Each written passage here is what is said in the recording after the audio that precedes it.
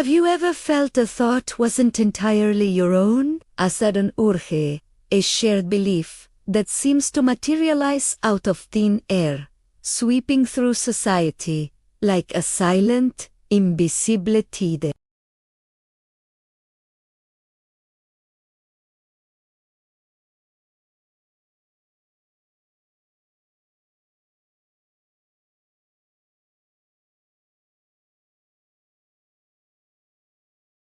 What if I told you that the very fabric of our shared reality is woven with threads of deliberate manipulation? Let's journey back in time. Consider the Roman Empire. The concept of bread and circuses wasn't merely a welfare program. It was a sophisticated tool of mass distraction. By providing free grain and spectacular, often brutal, public games, the emperors kept the populace fed, entertained, and most importantly, politically docile. The roar of the Colosseum crowd, the thrill of the chariot race, these were carefully orchestrated emotional states, designed to supplant critical thought about the state of the empire, about war, or about the concentration of power in one man's hands. The individual's anxieties were dissolved into the collective frenzy of the mob.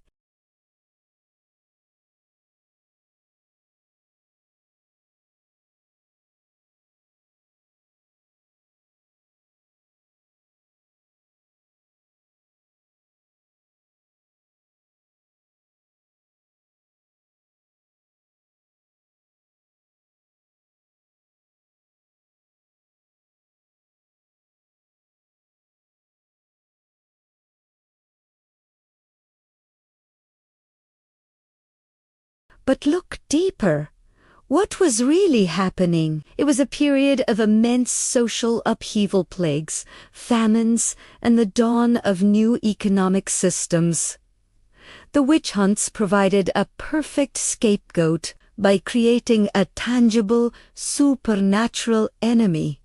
The authorities could channel widespread fear and uncertainty. The narrative was simple and powerful. Your crops are failing. Your child is sick. It's the witch next door. This externalized the source of suffering, preventing people from questioning the true systemic failures of the ruling class or the church. The collective psyche was gripped by a manufactured paranoia, a shared delusion that served to reinforce existing power structures. People turned on their neighbors, fueled by a narrative that was fed to them from the pulpit and the town square. Let's transition from the historical to the esoteric. Ancient mystical traditions have long spoken of a new sphere, a term later popularized by thinkers like Teilhard de Chardin. Imagine a psychic layer enveloping the planet, a collective consciousness made up of all human thoughts, emotions, and ideas. This isn't just a metaphor. These traditions teach that this field of consciousness can be influenced, that powerful focused intentions can imprint patterns upon it.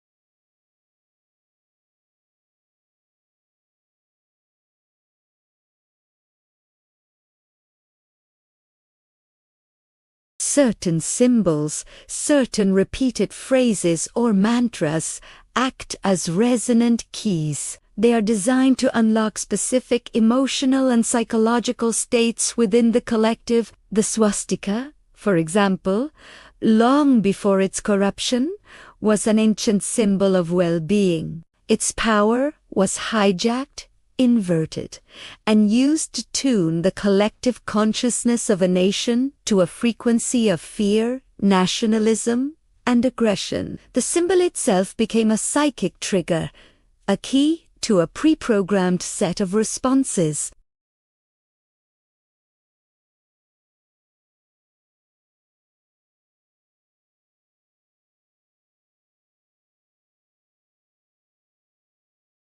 Now, let's bring these threads together into the modern day. We are no longer in the Colosseum, but we have our digital arenas, social media algorithms, 24-hour news cycles, and viral trends. These are the modern equivalents of bread and circuses. They operate on the same principle, capturing attention and directing emotion.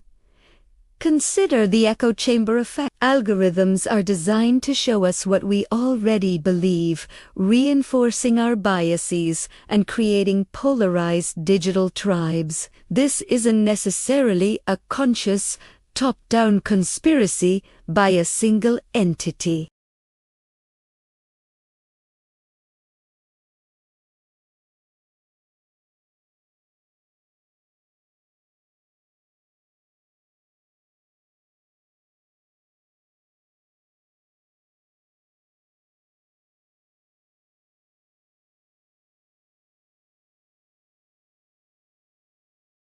The shared delusion is no longer a witch hunt, but a hyper-partisan worldview where the other side is not just wrong, but malevolent.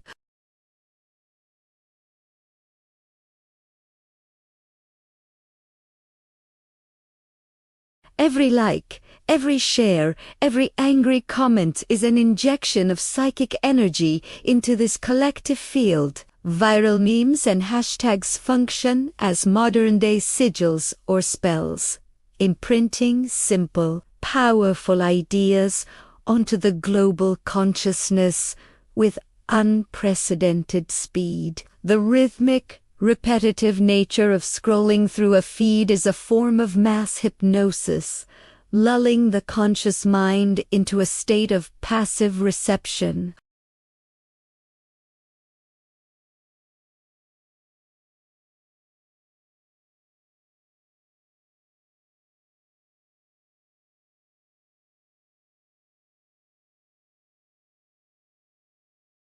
The puppeteers may not be emperors or priests in the traditional sense, but the disembodied logic of the algorithms themselves, shaping our collective reality one click at a time. This brings us to the open questions, the hypotheses that linger in the shadows. What if advanced, non-local forms of consciousness are at play? Some theories drawing from quantum physics and esoteric lore propose that consciousness is not confined to the brain.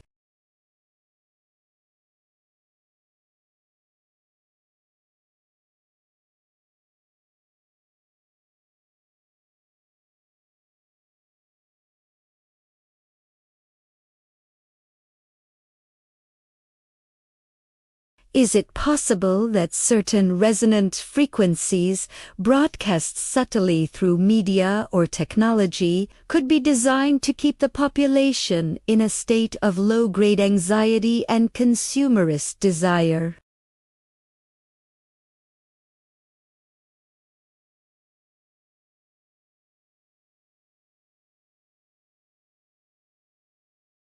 By overwhelming us with information, by constantly stimulating our nervous systems with outrage and distraction, the system prevents us from accessing the quieter, more intuitive parts of our own consciousness. What if the goal is to keep us perpetually skimming the surface of reality, too busy?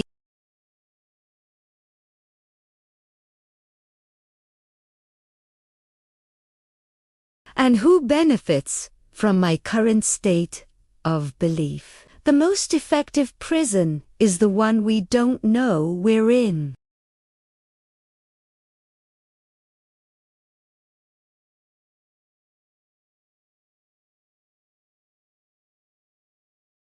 The great challenge of our time is to reclaim our mental sovereignty, to become conscious of the forces vying for our attention and to deliberately choose where we place it. It requires stepping back from the digital questioning the emotional triggers, and cultivating a space for genuine, original thought.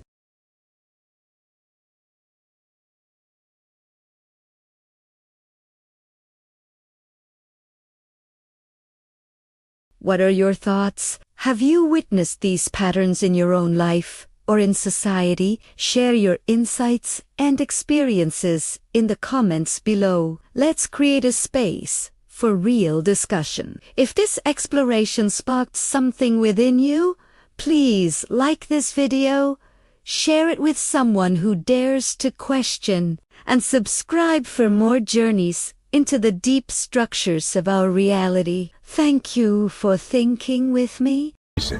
If you love uncovering the truth, don't forget to subscribe. More hidden history is coming every week, only on History Uncovered.